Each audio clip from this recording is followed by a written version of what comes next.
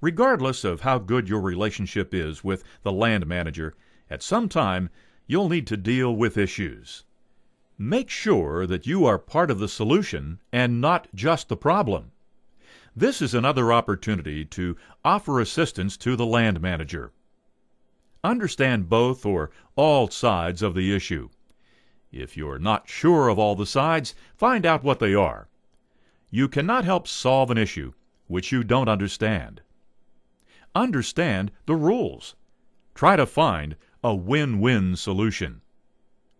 Tell the manager what you want, but give them options.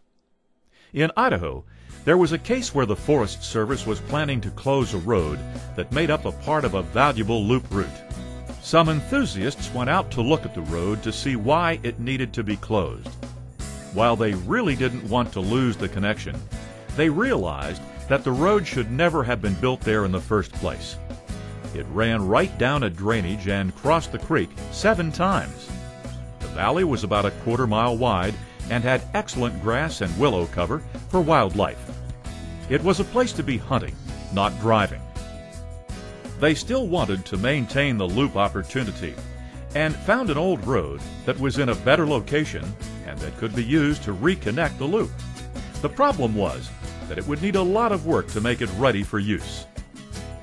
They acknowledged the need for the closure, then proposed the old road for an alternate route, and that the existing route should be left open until the alternate could be completed.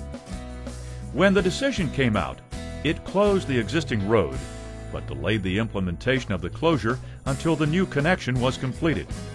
It took 4 years to get the job done, but now they have their connected loop, and the elk have their grassy valley. Be persistent, but be professional. Don't be discouraged if you don't succeed in resolving the issue the first time. Continue to bring up the issue and your needs, but always do so in a professional manner. Continue to offer assistance. Persistence is the key to success. Again, at some point in time, you will probably disagree with a land manager. Just remember that you can deal with these issues professionally, so they don't interfere with your positive working relationship. Keep in mind that many of the land manager's decisions are professional and not personal. Do not take them as an attack on you or your organization. Most decisions are a balance between competing viewpoints. Remember, there are people out there who simply don't like OHV recreation, and they're usually vocal about their dislike. The land manager needs to balance their concerns with yours. By the way, there's an old saying that goes like this: when a balanced decision is made, it usually means both sides are equally unhappy. So, if a decision doesn't go your way, start working on making the next one better for you. In Minnesota, one of the riding areas was closed. An off-highway motorcycle, or OHM club, had created a lot of trails in this area. The local forester didn't like OHMs, so he closed the forest to motorized use and gave the trails to the non-motorized users. The local club then filed for a special use permit every year for the next 4 years. The permit was for non-competition trail riding, which was within the limits of the law. The department turned down the special use permit each time.